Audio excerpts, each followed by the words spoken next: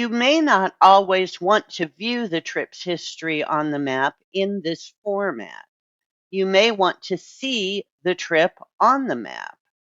All you need to do is click the Show Trips button.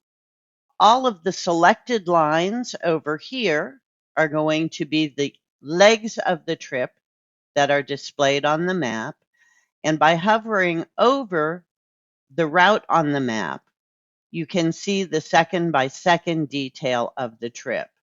To remove this trip from the map, simply click the Show Trips button again, and we'll be back to our original list.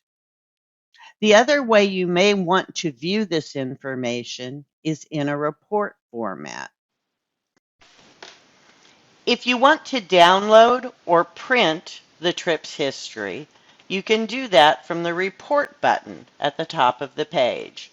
When you click the Report button, you'll be offered a standard or advanced report in Microsoft Excel. Clicking the 3 stacked buttons on the right will also allow you access to download the information in a PDF version. There may be other reports that populate to this list. Any reports that have been created in your system that access this specific data, if they've been set to populate to the list, will be accessible to you here. When you open a report in Microsoft Excel, you have full access to all of the features and functionality that Excel offers. The advanced reports will already have a pivot table built into them on a summary page. There's also the report page, and if you want to get to the raw data, you can unhide the tab for that.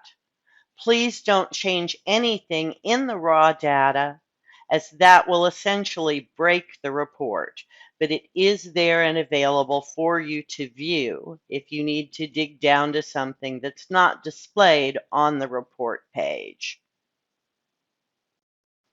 Custom reports can be created from these standard Excel reports, but that's something that we'll cover in a future webinar.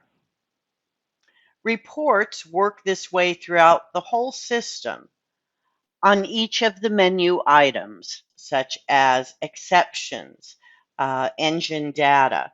Whatever data you're looking at, the report button at the top of the page you're on will give you access to the reports that are based on the data that you're looking at.